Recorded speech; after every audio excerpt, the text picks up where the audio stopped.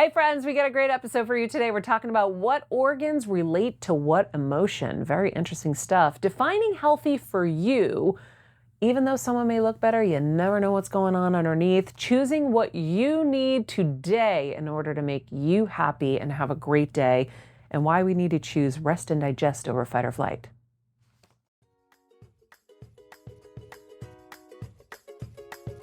All right, friends, today we have a great episode lined up for you. Like I said, I'm so excited to share this guest with you. But first, our quote of the day, take care of your body. It's the only place you have to live. That is from Jim Rohn. All right, guys, super excited to share this guest. Like I said, Jared Tavasolian's been a trainer, a health coach, personal nutrition coach for the past 20 years. After training with some of the most elite movers in the world, he stepped out of the gym and developed his own approach to helping people retrain their nervous system in fun ways that help them gain strength and remain injury-free. I worked with him recently and he did full body reflexology on me. And friends, I didn't say foot reflexology. I said full body, something I hadn't really heard of before. And that's why I knew he was perfect to bring into the show, because it's a new modality and we're always trying to learn new things. But also he had really great takeaway, really great things that made me think ever since I saw him, like, what do I need today to make me feel great, to do great things, to be great? I never thought about it like that. And so there were so many of those kind of zingers he threw at me while I was on the table. And I was like, okay, I think he's perfect to bring into the Heal Squad. So I hope you guys enjoy my conversation with Jared. So Jared, we worked together not long ago. Yeah. Days ago. And I was so inspired. I was like, okay, Heal Squad is all about bringing new modalities and sharing, different techniques and things that are out there. And I always feel like we're kind of on the cutting edge in LA. We always have the first things and then they kind of spread out. So I know you're a trainer and I know you've got nutrition and you do all that, but what we worked with was full body reflexology. Yes. And I've never heard of full body reflexology. I told you there was a guy at a Tony Robbins seminar that had created almost probably something kind of similar. It was a long time ago. I don't really remember a lot about it, but I thought reflexology was just on the feet. Yeah. And, even with Athena, I studied on charts like where digestion is, so I could do it for her and help her body along, or when she's sick, I'll do her different points. But I didn't realize there was full body. So I was fascinated by this. And then we worked together, and by the end of the session, first of all, I didn't know I had a hiatal hernia. You told me I had a hiatal hernia and all this other stuff. But I remember you were touching points in the beginning and they hurt like hell. Yeah. And then after you're touching them and they don't hurt at all. And so when I see immediate results like that, I get excited. And you were working with our common friend, Brian, who does Bioresonance at Sports IQ up in the Valley. And is it Thousand Oaks officially? Westlake Village. Westlake Village. I always screw it up. It's close enough. So I've been doing Bioresonance with him, and he put me on a PMF bed recently where, guys, I was in so much pain and I didn't know why. My whole body was hurting. Everything was not right. And I went on this PMF bed, and by the way, and exhausted too. And within 5 minutes of getting up, I felt like a new person. Nothing hurt. All of the lower back pains, everything that was just hurting so bad was gone. And it's almost like an electrocution bed. It kind of does feel like that. Right? Yeah. And I'm like, oh, you're getting jolted for sure. I'm kind of guinea pigging myself here. I hope this is okay. And I felt amazing after. And I texted my naturopath and she was like, okay, PMF is fine once in a blue moon here and there. You don't want to do it every day because it misinstructs your mitochondria in a sense. Like your body would now think it needs the PMF bed rather than relying on its own process. I was like, okay, I won't do it a lot. But you and I worked together on the body reflexology and I felt something instantly too. So I wanted you to share a little bit about how you got into body reflexology, what it is, and kind of the benefits, and we'll go from there. Oh, great. Yeah, so I started about 15 years ago, and really my story kind of started before that because I always was fit and active. So when you looked at me, you couldn't tell that there was anything wrong, but I felt terrible inside, like being constipated or gassy or moody and grumpy. And I always had all these things. And I think I was explaining to you that, like, I think when you're in that position, you have two choices. You either just deal with it and just succumb to that's your circumstance, or you search for answers. And I'm always one of those people that's looking for the truth, looking for something deeper. And I met a teacher, and he basically just taught me anatomy and physiology, taught me the body work. And I had the same experience. Like when I was on the table and I was this hotshot trainer and he's pushing on me all over and I'm jumping in pain and I feel pain everywhere.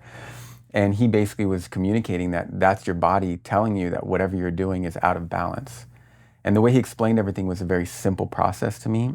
And my mind is very simple. When things get too complex, I just kind of check out. And I saw the results also in myself. And once I was able to heal things that I never was able to heal my entire life, and I realized that I have the power to do that, I just wanted to share that with people. And so for the past 15 years, I've been learning from my mentor or mentors. And that's where that body reflexology came from. And it's really cool because the idea is based on reflexology and Chinese medicine, and the idea that we have all these places on our body that reflect our organ systems. And so it's an inside-out approach. When you balance the inside, then the outside follows suit.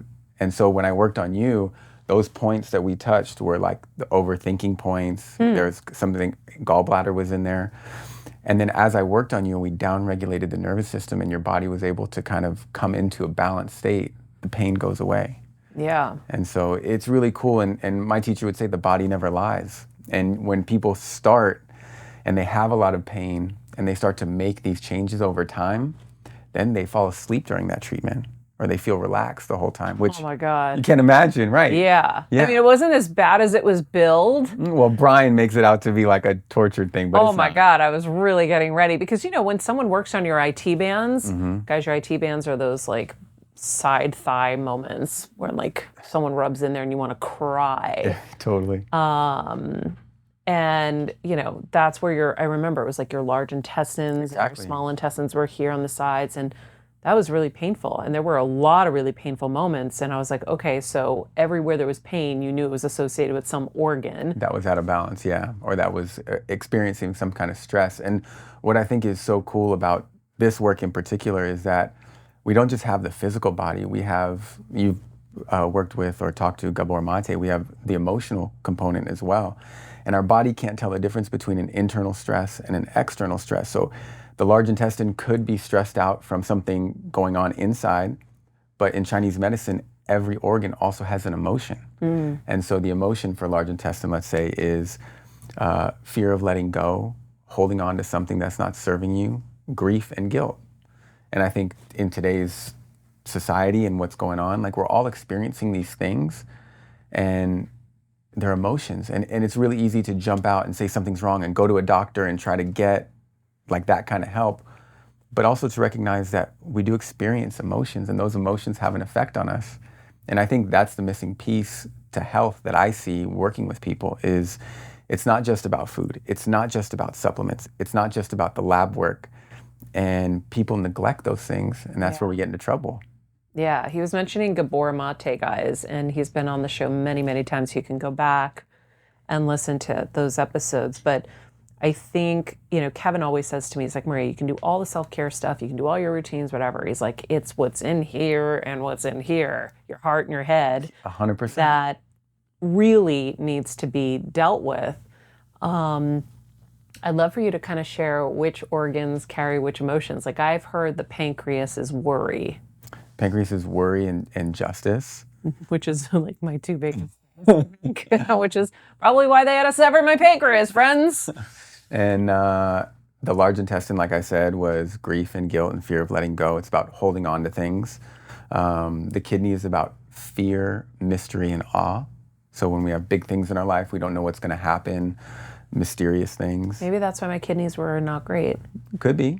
Because I'm so worried about what's coming. A lot of people right now. Yeah. And it's interesting, like in my work, when people come in, one person will come in and then I'll have an inflow of like a lot of other people dealing with the same thing. Yeah. You know, the liver is about anger. And Wow. when people get livery, they get angry and loud and moody and impatient. The gallbladder is resentment.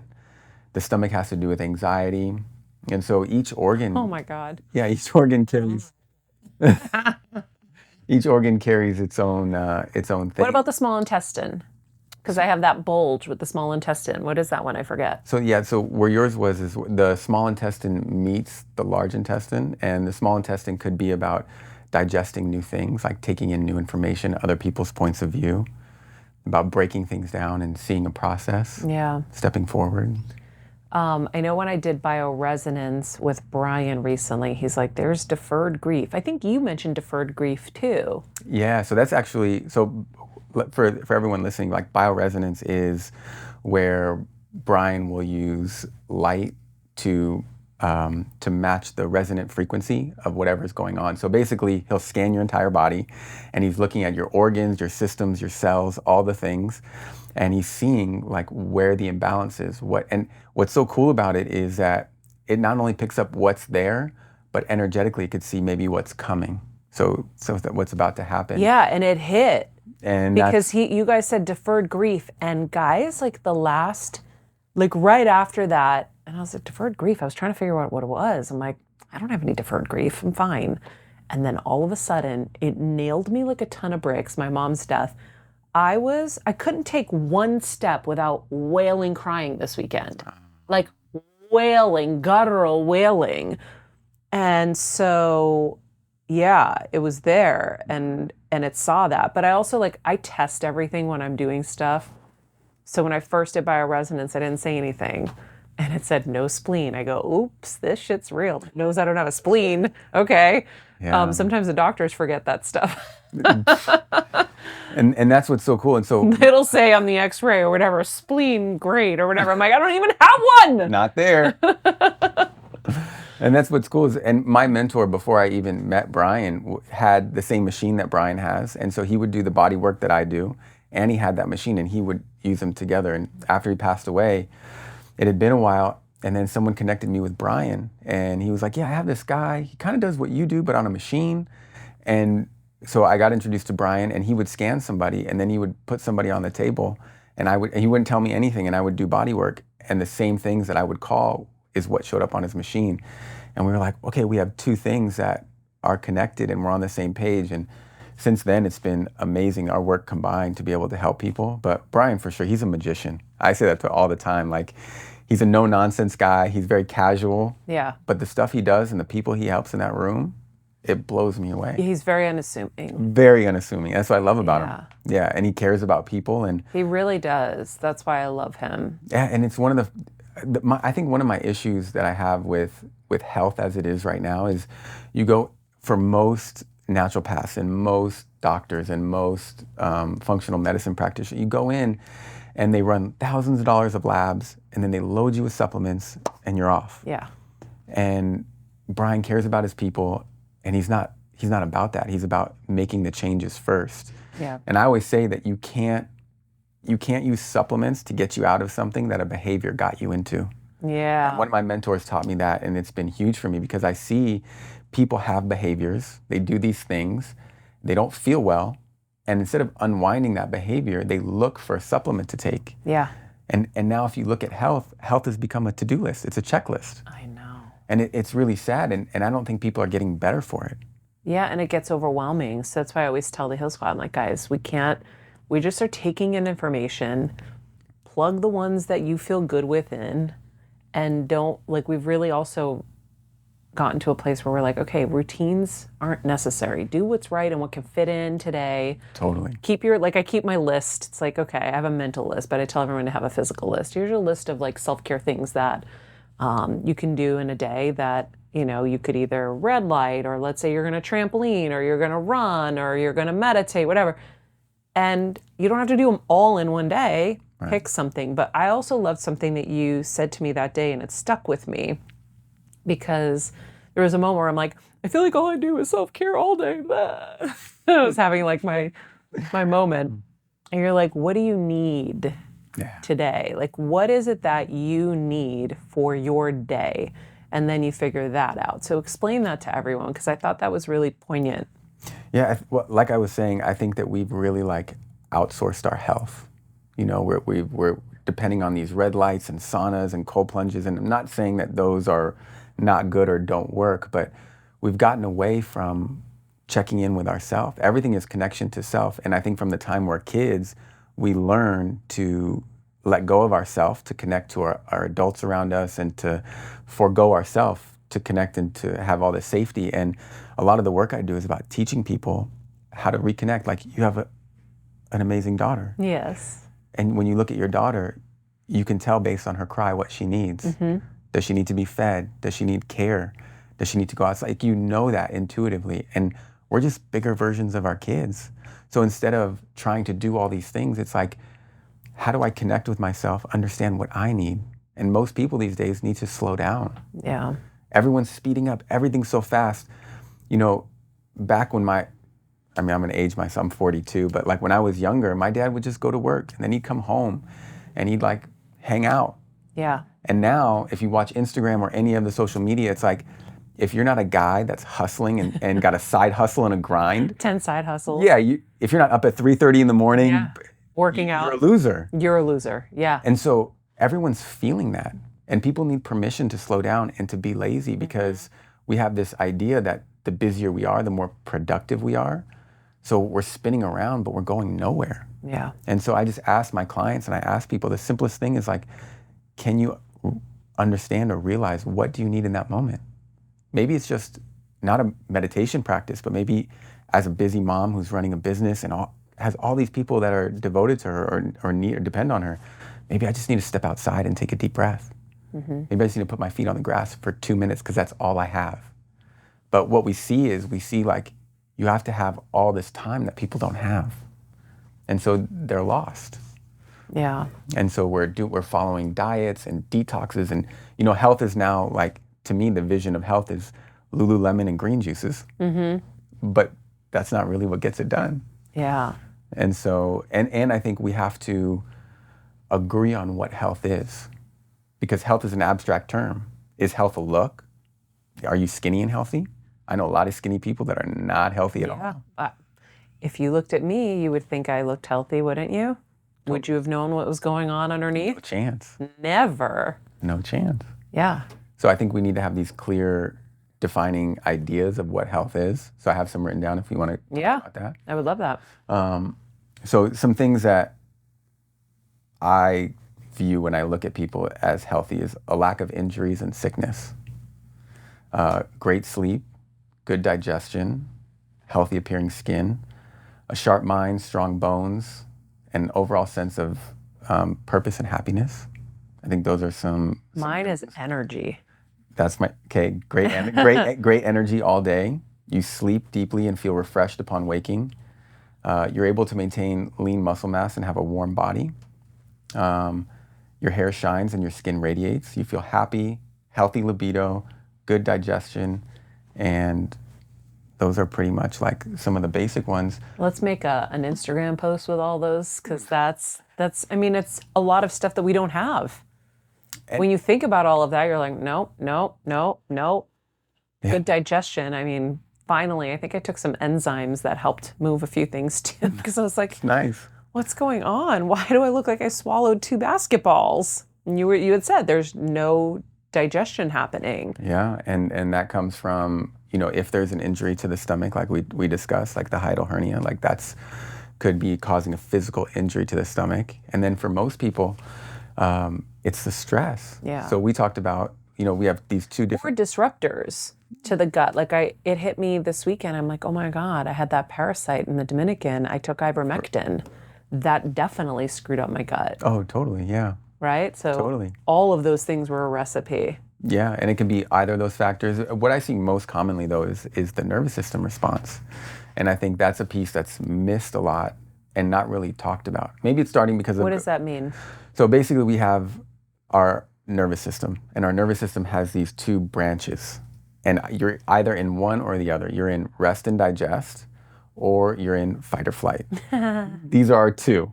think I can speak for the Heal Squad. We're probably all mostly in fight or flight. Except for Dwayne. Dwayne is definitely a rest and digest person. He feels like that. Yeah. Dwayne, you're definitely, right? Yeah. So we have these two. And so the easiest way to think about it is when you're with your daughter and you're like calm and maybe you're taking a bath or relaxed, like that's rest and digest. You're getting ready for bed, things are calming down. And fight or flight is that feeling when you've had too much coffee, when you're about to be pulled over by a cop and you get that adrenaline, or you're going to get in a fight. You can feel the blood start to go. And we're supposed to be in rest and digest like 98% of our day. That's what our system is supposed to be. And our survival mechanism is fight or flight, because as hunter and gatherers, if a lion, if another tribe, if someone came into our camp, we would have to mobilize. All the blood goes away from your digestive organs into your extremities so you can run or you can fight. And that's our survival. But it would only last for minutes, because we'd get to a place where we'd be out of threat, and then our body would send the hormones to flush that out, and we'd be back into rest and digest. So when we were talking, I explained to you, if a lion came in this room right now, would you want to go to the bathroom? Not purposefully, you might release your bowels, but your body wouldn't care about digestion. Your body wouldn't care about eating. You wouldn't be hungry. You wouldn't care about having sex. You couldn't sleep or rest. Your body is in panic mode, and the body only cares about survival. So if you're somebody who's trying to heal, you can't heal in that state. Your body it doesn't prioritize that. Yeah. And so now we don't have the lion and the tiger in the room anymore. We have our mind. We have our bills, our to-do lists, all of our responsibilities. And so the doorbell nonstop. I'm kidding. I'm not, but that threw me in a fight or flight all the time. So you have it going all the time, and that rains on you. And so it's hard to heal. And so we have, my mentor, he would also say he had another quote. He would say, you could never heal in the same environment that got you sick. Yeah. And we see people all the time, you know them yourself, like they're on to the Arbonne, the detox, the cleanse, the paleo, the vegan, the fasting, living in the same environment, maybe in the same relationship that doesn't work, maybe with the same friends that don't feed them, maybe with the same responsibilities. They didn't change anything. And so none of that, it might give them temporary relief, but that's not going to get them better. Yeah. I like that you specified that it's not just the location, because when I hear that, I always think I have to move, but that's not feasible for everybody. No. And that, I don't, Right? yeah. And when someone says you can't get healthy in the environment, I'm like, oh, environment, that's my house. But it's not just that. So I'm glad you just brought that up. Thank you. And I'm glad you said that, because your environment isn't just your house. And when you think about it, this is your environment. Your headspace is your environment. And whatever you're thinking, like for a lot of people, they're thinking in that same thought process and the same thoughts. And how we perceive our environment expresses on how we feel. Oh, that's such a good reason to like really dive back into Dr. Joe's meditations. I'm doing them while I'm red lighting, but you can't go into a black space when there's red light on your eyes. But I'm just trying to at least get the energy of it with me. Oh, sorry, I'm hitting my mic. But that's what I love about Dr. Joe's meditations. Are you familiar with him? I'm not, no. Oh my God, you have to become immediately. Yeah, you're going to love him. Hear it, yeah. Because he's helping you change the environment in your brain. Killer. It's not just a meditation. It's really changing your thoughts and your beliefs so you can change your personal reality. And that's a really good advertisement for why we need to be doing that. Yeah. Because I never thought about my environment inside my head like that. It's huge. I don't know, have you read, I think it's Michael Singer. He's the Untethered Soul. Oh, yeah. Yeah, and he's got I was listening to some of his stuff recently, and he has this great concept of how he's like, we're basically we feel so uncomfortable inside that instead of focusing on changing our inside, we're always trying to fix all the outside stuff to feel right so we can feel okay inside. Yeah, I'm a good fixer. And we all are. We're all trying to control every little thing. Yeah. And it made sense that like instead of, for me, trying to make sure like my job is the right way, my kid acts the right way, all these things, I just need to be better about being okay with how things are. And if I can focus there, then it won't matter so much. And so for me, that was changing my environment. Like, how do I be okay with things not being okay? Ooh. That's hard. How did you do it? I don't know. I'm still working on it. How do you be okay with things not being okay? I don't know how to do that. For me right now, my practice is to like recognize, so it's to ask the question of why do I feel that way? Instead of like if somebody does something. So let's say I'm seeing a girl and she doesn't call back when I want her to call back or whatever, Yeah. or does she like me or not? I start to go inside and say like, why do I feel that way about that? Oh, I need her attention because I feel not, you know what I mean? So I'm changing the dialogue instead of the sole focus being on that. And that's really helped me. And we're all a work in progress. You know, I don't want to be up here thinking like I got it down because I have a kid and I'm teaching him and I'm teaching myself at the same time, which is an amazing thing about being a parent that I didn't realize is like, you get to do it all over again. How old is your? He's 7. 7. Yeah. We're going to talk about more of this in a second, but I do have to share some of the people who help us get to be here every single day. And thank you, friends, for not fast forwarding through this because we won't be able to do this if you do. Love you guys. Macy's, has been a big supporter of this show for such a long time. Summer's almost here. I am excited to start thinking about where I'm going to go later in the summer. Hopefully Greece, I'm hoping. Which means I'm sure I will need a few essentials from Macy's for the perfect wardrobe for that trip. But if you guys have any upcoming vacation plans or various summer events, Macy's has what you need. You can start getting your summer wardrobe together now by heading over to Macy's.com or in store for anything like summer dresses, wedges, or handbags. If you need some inspo, you can obviously check out my wish list where I personally curate my favorite things. We will put that in the description of this podcast. Let me know what you guys end up with. Meanwhile, Jared, have you ever tried wonderful pistachios? I have not, but I would love to try some. I have some in my bag. There's only a few left. But you know what? You like lick your fingers with the sweet chili and you put them back in. That sounds delicious. I won't share, but sweet chili ones are my favorite. Anyhow, they're a staple in our house. We keep them in our travel bags. We keep them in the cars because they don't melt, which is really nice. And they're packed with protein. So each 1 ounce serving has 6 grams of protein, giving you, tons of protein when you are in need. And so I also put the salt and vinegar ones in my salad. Oh, that sounds which good. are amazing little crunch. That was just my newest invention. Anyway, if you guys are looking for a great snack, visit wonderfulpistachios.com. Let me know your favorite flavor. Okay, so we've talked about what you need today. We've talked about the nervous system being key to health, how being fit isn't necessarily.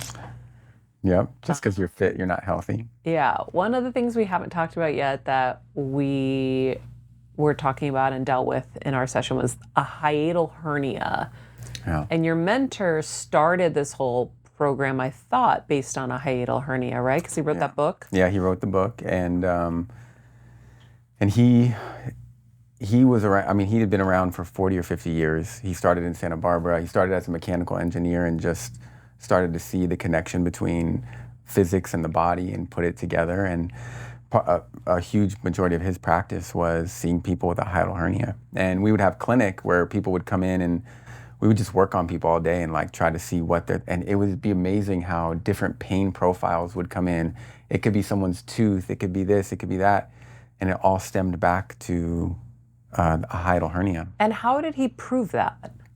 He would do muscle testing. Okay. And based on muscle testing, he'd be able to see what was going on. And one of the things that's important for us is like we can't diagnose. So we could never say that you have a hiatal hernia because that would be practicing medicine. So we could say that you have the symptoms of what somebody who has a hiatal hernia would have. Okay. And then the person could go get checked by their doctor. And a lot of times people would. And how do you find that? With an MRI or a they CT would do scan? an endoscopy. Oh, it was an endoscopy. Yeah, so they would go in and check. And to me, it's fascinating because a lot of people would have a hiatal hernia and they would go to their doctor and they would get the endoscopy and they would have one and their doctor would just kind of fly over it. And they would be the people that, were thought of as hypochondriacs. Like they'd have all this pain and discomfort and bloating and no one could figure out why. And my teacher, put it back to that being a part of it. And when you think about it, the stomach is the most upstream organ in the body. And What does that mean? that means that everything starts in the stomach. Like it's the most like everything starts in terms of your food goes Digestion, in, yeah. has to be broken down for it to then go and filter to all the places. And digestion is a timely process. So it happens at certain times along the way, and it's related to a pH. So everything has to be in order. And if it's not, then the food can rot. And when it rots, that's when you have a lot of issues downstream. And people who are constipated, I think I was explaining to you, so our body breaks our food down in our stomach, and then it takes it into the small intestine, and then it takes it into the large intestine, and eventually it goes out as poop. And when it's in the large intestine, the job of the large intestine is to take that poop and then to reabsorb any last bit of minerals or water to use, because our system is an efficient system. Mm-hmm. And if the food stays in there long enough, then it can rot or it can cause harm. People get backed up, and when they get constipated, they get tired, they get lethargic, and then that puts pressure on the liver. And so there's a whole cycle that happens. Yeah. And so that starts in the stomach. And I think one of the analogies I used with you, or I shared with you, is like if I'm in a boat and my boat is sinking, I can either sit there with a bucket and take all the supplements and do all the things and scoop the water out, or I can plug the hole. Mm-hmm. And when you fix the stomach, it's like plugging the hole, because now the system can work. And so when that stomach is injured, as in a hiatal hernia, it produces less enzymes, less stomach acid, so it's harder to break down your food. And so what I see with a lot of people, this is just kind of take it a little bit further, is when people have digestive issues, they immediately will do something, which I totally understand. They're looking for answers. So people will go towards veganism or vegetarianism because meat is hard to break down. Yeah. But the issue is not the food, it's the system.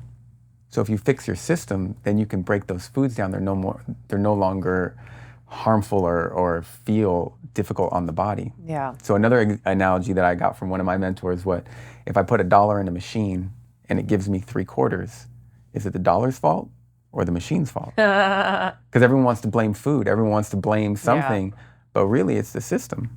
And so when we fix the system, when we regulate the nervous system, everything starts to work smoothly again. And I think going back to health, we've outsourced everything, and we've been taught that our food is toxic and that our body is broken.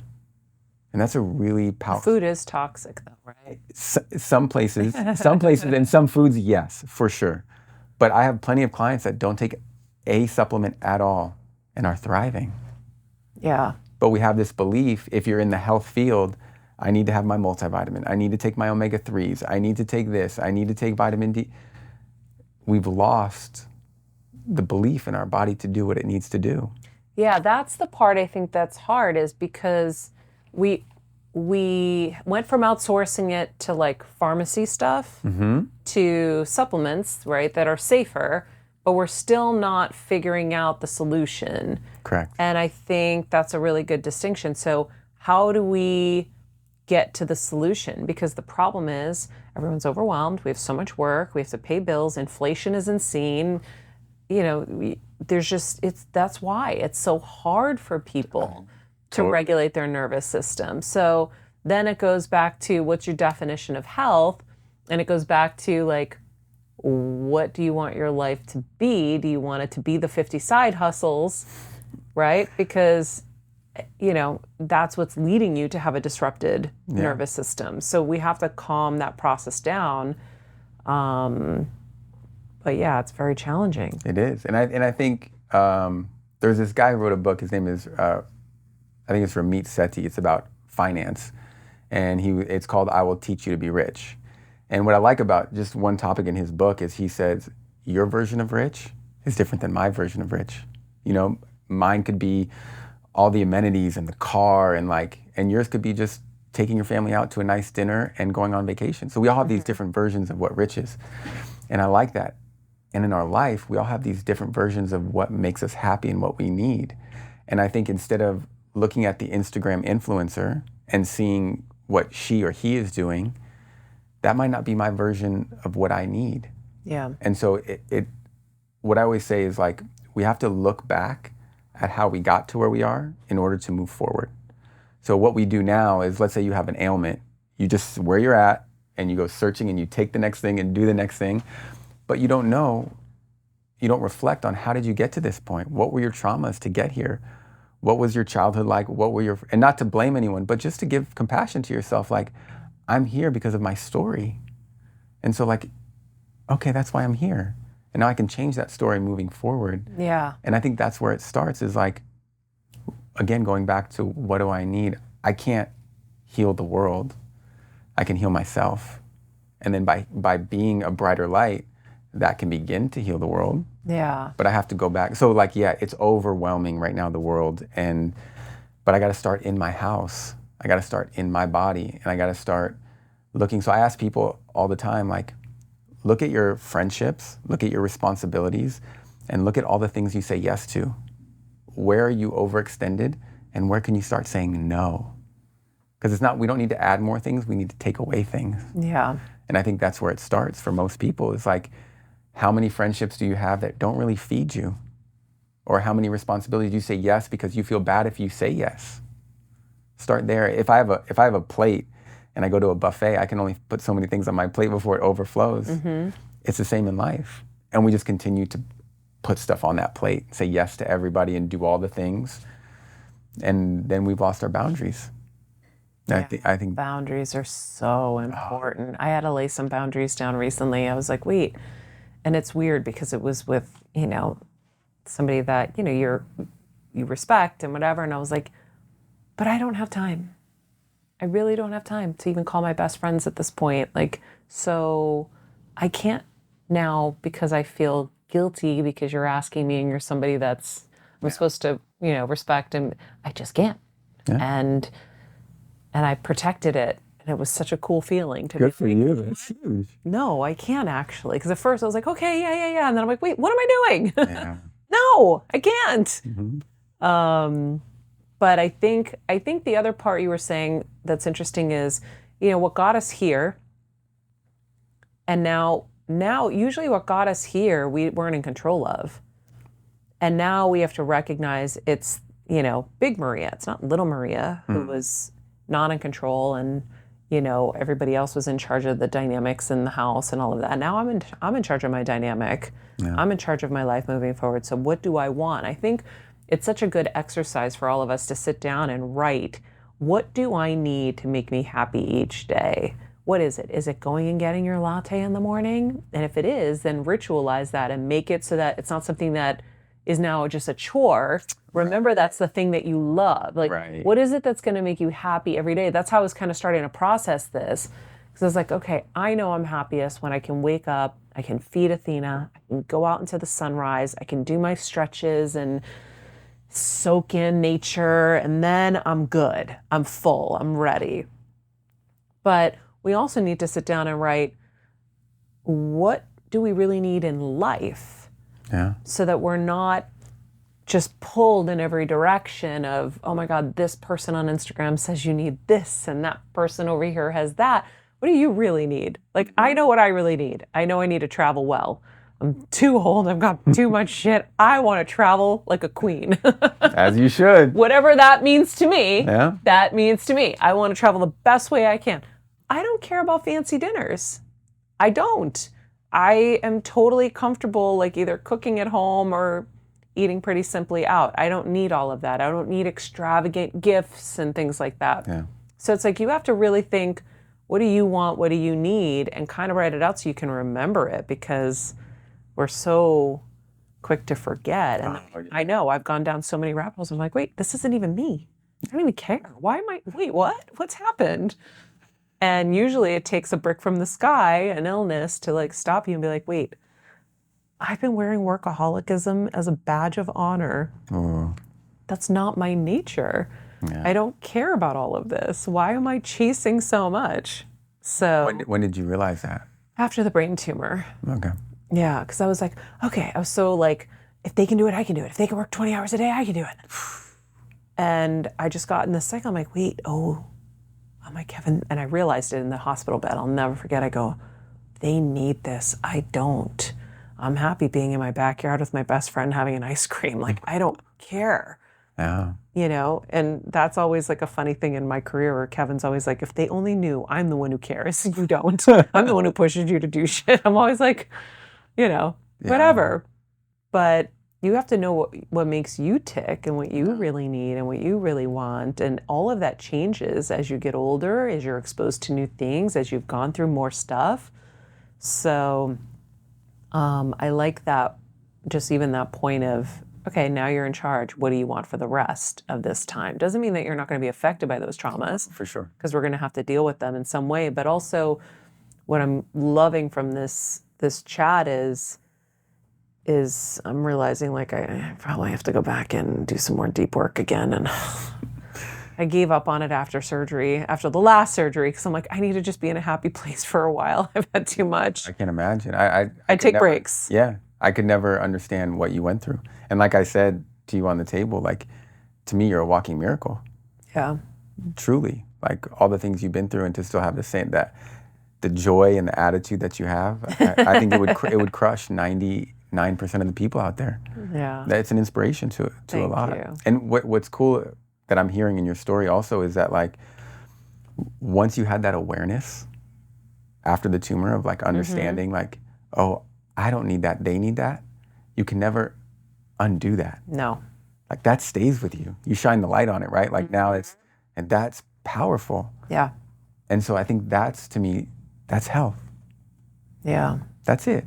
It's like, I shine the light. I didn't have to like not talk for 40 days. You didn't have to do it. You just had a realization based on something that you experienced. Yeah. Simple.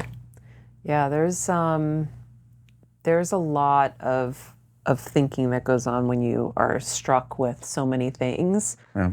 And you know, I definitely have a strong kind of system. I'm strong. I didn't realize I was strong until I went through some of this stuff. And I have a good support system, but at the same time, it doesn't mean, I always say, it doesn't mean I didn't get knocked on my knees. I wasn't devastated. I wasn't crushed. It doesn't mean even as of recently, when I came back from the DR and I had a parasite, and things just weren't right. And I was like, wait, I did all this work and now I'm not right. Like, I got really like sad. I'm like, how is this going to be another journey? And this is just so hard. So I get, tired too and defeated sometimes. Like, I was defeated recently and I remember praying, being like, God, please. I'm like, I just need the diabetes to get back under control. Why is my blood sugar so stubborn? And then just in the last couple of days, since you guys, everything is stabilized, blood sugars are more normal. And I'm like, okay, thank you, God. Okay, good, we're good. Thank you to both of you too. And then last night I was like, please, can the basketball please go away? Went away. Okay, thank you, God. Okay, then you get your feet under your ground again. You're like, all right, we're good. We can get through this. Oh, maybe it was the ivermectin. Maybe it isn't me, because a lot of us will start to blame ourselves. Correct. And that's what I was starting to do. I started to blame me and thinking defeatist and really getting sad, because I'm like, when you have so many things, you're just like, oh, forget it. I can't. And you're doing all the things. And you're doing all the things. I'm like, my God, I'm devoting my whole life to this. But then I realized, oh, I think the ivermectin, when you take an antibiotic or whatever it is, it disrupts your gut. Yeah. That's why my gut isn't okay. So then when you know there's a reason, and it's not just you're dying now, I'm like, oh, do I need to go get a scan to find out I'm dying again? Like, and so I always share all this so people don't think that they're nuts when they're going through all this stuff, because I do too. I just am such an investigator. I'm always hunting for answers because I want to know why. Yeah. And I think, now it reminds me back to our session. One of the things that we also talked about was your normal is not another person's normal. Yes, and love this. And that is so important, because like I said, my grandfather had diabetes. He had a hiatal hernia and he had other things going on. My mom was an alcoholic who had her things going. So like now, and I had a hiatal hernia for sure. My normal, I can't compare myself to Brian. Like when I was young and I'd go out with my friends, they could day drink and then they would transition to the night. Like if I had a couple of drinks during the day, I'm asleep for the rest of the evening. Yeah. You know, and so me on my best day might not be as good as Brian on his worst day. You know, and so we're always looking outside, comparing ourselves to other people. And I think for you, that was like, you got a sense of relief when your normal isn't anybody else's normal. No. I don't know anyone who's gone through what you've been through. Yeah, I mean, I know a lot of people go through way worse, but I will say that I have moments when I watch people and they're just carefree and they get to go have an ice cream and they get to go have waffles and this and that. And I'm like, there's such a loss where you're like, oh, I'm never going to be able to do that again. No. Fuck. But then, you know, I get past it. I'm like, okay. And this is like a great thing because when you can categorize it or you can put it into words, it's like, okay, my normal isn't their normal. And I don't know what's going on under the hood under there. Maybe they are diabetic and they don't give a shit. That happens, right? Or people eat stuff and they feel like crap. Yeah, my brother's type 1. Yeah, he's type 1 too. He was type 2 and then didn't take care of himself. It became type 1. And he will eat dessert. He'll eat. And I just sit there and I'm like, oh my God, to me, it's so foreign and so crazy because I'm like my dad. I have an incredible discipline. So my dad was told he was diabetic. He never ate a piece of sugar again in his life. Nothing. No Wow, the willpower. The willpower is intense. And I luckily got his willpower. Yeah. But I watch. And so I think it's important for all of us to know, like, we don't know. We don't know. And they might be unhealthy underneath. They might look great, and you might be looking at them enviously, like, as well, and say, wow, it must be nice to, you know, be able to just go into the gelato store and have a gelato. But that's not potentially what the truth is underneath. So we have to deal with what our normal is. And then, by the way, there are so many alternatives now. Like, I can make anything I want at home. Oh, for sure, yeah. The options are endless. Yeah, we're so lucky. My dad was not lucky. His generation did not have all the things that we have now. But, yeah. And I've seen, you know, I usually, the people who come to me and probably who also come to Brian are the people who are kind of like at their last resort. Like, they've been around, they've tried everything, and they have their hands up in the air because they don't know what to do. And there's been a few times where I've worked on either big time influencers who have millions of followers or the guy who's on Were they official or were they bot? Because we were chatting about bot followers this morning. They're official.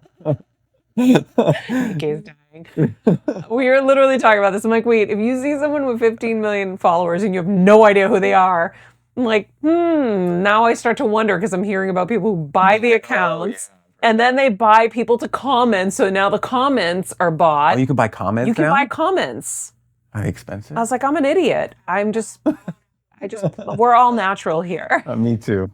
But yeah, they're like, people look up to them in the industry, or they've been on the cover of magazines in terms of like for their body and for their physique. Mm-hmm, me too. And then they get on the table and it's a completely different story. And so a lot of times what you see is not always what you get. Yeah. And it's easy to perform and show something, but when you're walking around, so I say that, you know, a lot of people, they go on Instagram and they go on, because social media is where it's at, or YouTube or whatever, and they see this person, they see a look, and they're attracted to that look. But I would rather feel good than look good any day of the week. Yeah. Because know what feeling bad feels like, I don't know it on your level, but I know it on my level. My light gets dim. Mm-hmm. The world is a little bit darker. Things aren't as enjoyable. And I would never want that on anybody. And I think we forget that because everything we base is on the look. Yeah. It's all the external. All of it. And For really, everything. It's the truth, and really it's the feeling. We got to go back internal in every way. I would agree. So, Jared, this was such a great conversation. Thank you. Thank you for having me. I really appreciate it. Of course.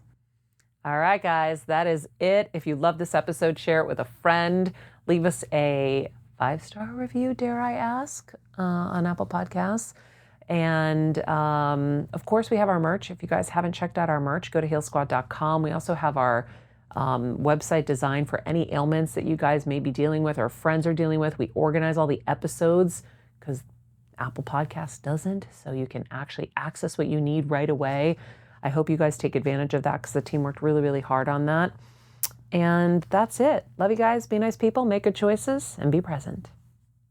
This podcast and all related content published or distributed by or on behalf of Maria Menounos or mariamenounos.com is for informational purposes only and may include information that is general in nature and that is not specific to you.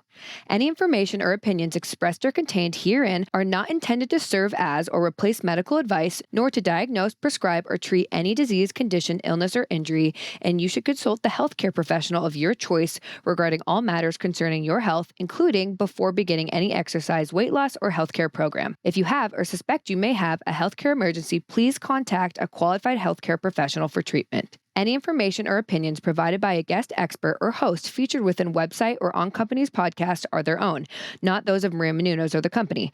Accordingly, Maria Menounos and the company cannot be responsible for any results or consequences or actions you may take based on information or opinions.